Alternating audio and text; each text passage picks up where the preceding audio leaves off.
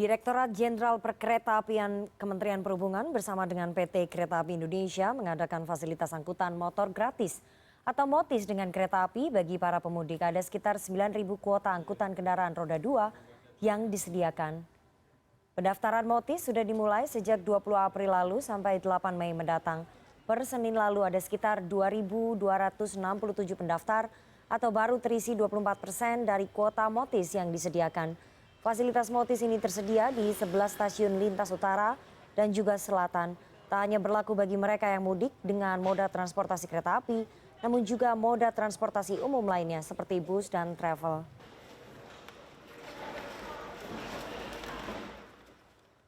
Pendaftaran angkutan motor gratis atau MOTIS sudah dibuka sejak 20 April lalu. Bagaimana antusiasme calon pemudik yang menitipkan motor melalui jasa angkut kereta api ini? Sudah ada koresponden CNN Indonesia, Arman Helmi di stasiun Jakarta Gudang. Arman, selamat sore. Dari 9.280 kuota yang disediakan Kemenhub dan KAI Logistik, berapa kuota MOTIS yang sudah terisi? Ya, selamat sore Rifana. Ini memang baru awal-awal seperti itu. Tadi saya sudah mendengar pernyataan daripada Dirjen Perkeretaapian bahwa memang belum begitu banyak ya. Jadi terdaftar sejauh ini baru 2.700 peserta atau pendaftar yang mengikuti program mudik dengan motor gratis pada tahun 2022.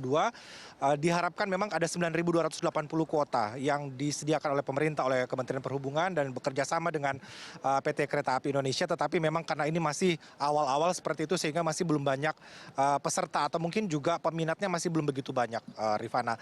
Tetapi diharapkan oleh pemerintah bahwa masyarakat itu untuk menghindari kemacetan atau mungkin juga bisa mempersiapkan diri tiba lebih awal di kampung halaman, sebaiknya untuk melakukan perjalanan mudik lebih awal seperti itu, seperti yang dilakukan saat ini. Jadi tidak perlu repot untuk mudik ke kampung halaman ya, bisa pulang menggunakan moda transportasi kereta api, bisa menggunakan moda transportasi bus, bisa juga naik pesawat ataupun juga kapal laut.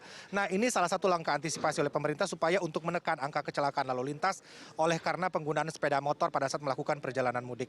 Dan untuk mengetahui lebih lanjut seperti apa persyaratan ataupun juga apa saja yang harus dipersiapkan oleh masyarakat untuk mengikuti program motor gratis atau MOTIS 2022. Saya sudah berada bersama dengan Pak Zulfikri, ya Pak Zulfikri, Dirjen Perkeretaapian Kementerian Perhubungan, dan juga ada Pak Surya, ya Pak Hadis Surya Palapa selaku Direktur Niaga PT Kereta Api Indonesia. Kita akan ngobrol dulu ke Pak Dirjen. Pak Zulfikri, mohon maaf Pak Zulfikri, ini bagaimana Pak? Karena baru 2.700 kan ya?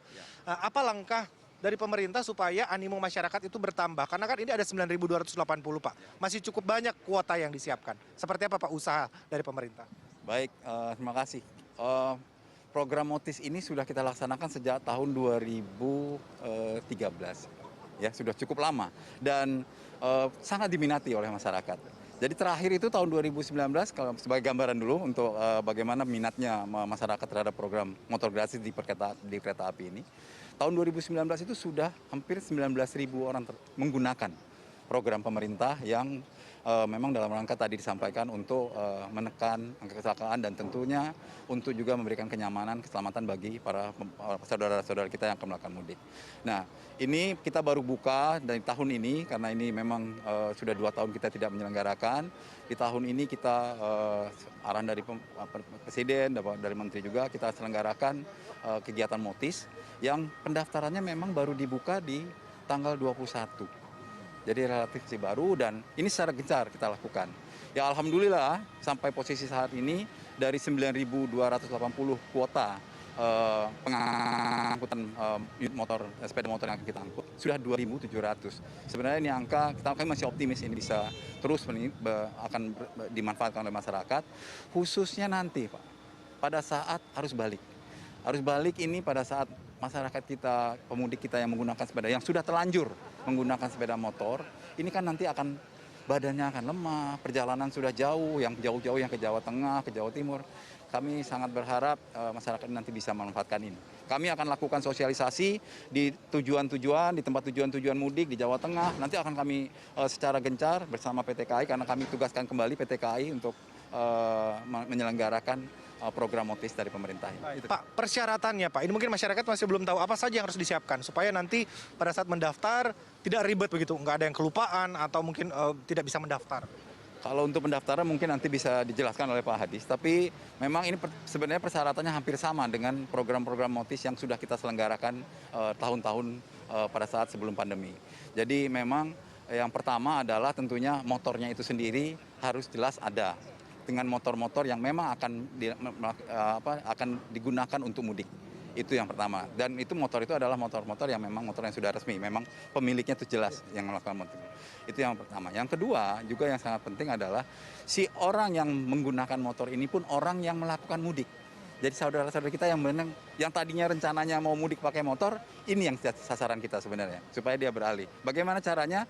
Ya tadi, dia disyaratkan juga untuk menunjukkan tiket bahwa dia akan melakukan mudik. Apakah itu dia dengan bis, apakah itu dia dengan kereta. Kalau dengan kereta memang kita diberikan fasilitas untuk tiket. Walaupun dia berbayar kalau untuk di kereta. Motornya gratis, tapi yang membawa motor berbayar. Dikasih fasilitas 3. Satu unit motor itu 3 tiket yang harus dibayar. Dan itu difasilitasi oleh teman-teman dari PT KAI. Itu saya kira nanti di tempat tujuan yang membawa motor ini naik kereta api sampai di tempat tujuan dia tinggal mengambil motornya, kan nyaman sekali ya, dari sana dia bisa ke kampung terdekat daripada dia menggunakan dari Jabodetabek ini menggunakan motor sampai ke Jawa Tengah, karena hasil survei kita daerah tujuan yang dominan itu adalah di Jawa Tengah. Baik. Gitu Mas. Saya ke Pak Hadis ya. Pak Hadis, teknisnya bagaimana Pak? Karena kan ini mungkin kalau masyarakat tahu mudis dengan sepeda motor dengan kapal laut Pak ya, yang sudah familiar. Nah, sementara dengan kereta api seperti apa Pak? Pada saat keretanya tiba, apakah berbarengan dengan penumpangnya juga tiba di stasiun? Bagaimana mereka mengambil motornya? Atau kalau misalnya motornya terlambat atau orangnya duluan, itu bagaimana Pak? Iya, baik. Jadi sebenarnya teknis tidak berubah banyak dibandingkan dengan program-program tahun-tahun sebelumnya. Jadi orang dengan motor itu tidak harus dalam satu kereta. Orang dengan motor tidak harus dengan tanggal yang sama. Jadi orangnya bisa berangkat sekarang, motornya besok. Atau motornya sekarang, orangnya besok. Dia bisa naik kereta, bisa naik bis ataupun yang lainnya. Jadi nanti sampai di tempat tujuan, kalau dia sudah sampai duluan silakan diambil. Tapi kalau motornya sampai duluan, kita bisa tunggu. Ada batas harinya mungkin dua hari atau 3 hari kita bisa tunggu, kemudian nanti diambil. Jadi sangat fleksibel sekali. Nggak ada yang susah saya pikir ya. Kemudian tadi terkait syarat-syarat juga Pak Dirjen juga sampaikan sudah lengkap sekali. Yang penting surat untuk tanda kenal diri, kemudian surat keterangan kendaraan bermotornya sendiri, tiket, dan nanti ada form yang harus diisi. Ya, saya pikir itu standar sekali, semua orang bisa melakukannya. Dan mudah-mudahan sih ini juga bisa membantu semua masyarakat yang memang berniat ingin pulang membawa motor. Ya, saya sempat baca Pak persyaratan bahwa motor harus dalam keadaan kosong bahan bakarnya. Kemudian spion juga harus dicabut. Itu bagaimana? Ya betul sekali. Jadi untuk menghindari hal-hal yang tidak diinginkan, karena ini kan dikirim dalam bentuk paket ya. Kita tidak bisa kontrol satu-satu kondisi kendaraan selama dalam perjalanan, sehingga lebih baik kita himbau kepada masyarakat bahan bakarnya dikosongkan. Kalau ternyata mereka tidak kosongkan, kita akan paksa kosongkan. Ini demi keamanan sama-sama. Nanti akan kita cek juga.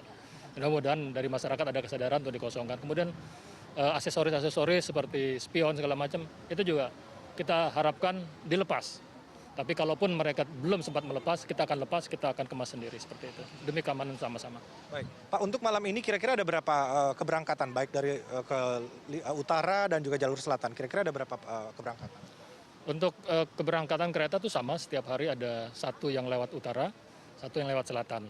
Jadi masing-masing satu, sehingga 2 hari, satu hari ada dua keberangkatan. Totalnya berapa banyak Pak untuk utara dan selatan?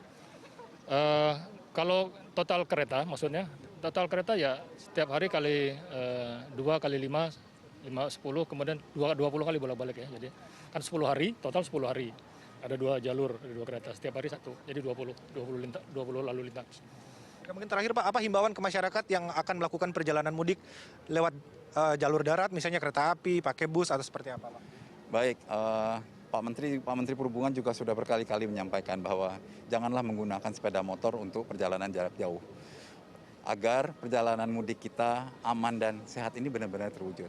Jadi kami menyarankan, menghimbau kepada masyarakat adanya program pemerintah untuk pengangkutan motor gratis ini mohon dimanfaatkan semaksimal mungkin. Kuota masih banyak dan ya tadi baik di kereta api, di laut, di jalan juga dengan truk juga kita ada program dari Kementerian Perhubungan. Jadi kami himbau sekali lagi manfaatkan program ini untuk kenyamanan melakukan mudik silaturahmi yang sudah 2 tahun kita tertunda. Pak Dirjen, saya masih penasaran Pak, satu lagi. Kalau penumpang kereta kan sudah pasti penumpangnya gratis, motornya berbayar. Seperti itu. Oh, terbalik. Penumpang kereta berbayar, motornya gratis. Baik. Kalau yang transportasi lain, kira-kira berapa bayarannya untuk motornya diangkut? Yang kemarin saya mendapatkan informasi itu gratis untuk motornya. Iya, bisnya juga menggunakan bis gratis untuk penumpang. Tidak ada biaya sama sekali untuk transportasi lain ya? Makanya untuk di kapal juga seperti itu ini yang saya kemarin hasil. Terima kasih Pak Dirjen, Pak Direktur, terima kasih. Jadi harapannya memang masyarakat ini sudah ada fasilitas gratis ya. Sekali lagi gratis, mau pakai bis, mau pakai kereta, tidak ada biaya yang dipungut oleh petugas.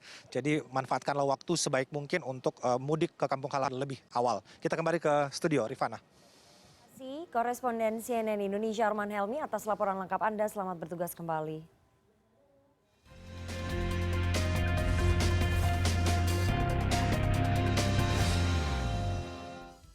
Dan informasi terkini lainnya akan kami hadirkan sesaat lagi. Tetaplah bersama CNN Indonesia Newsroom.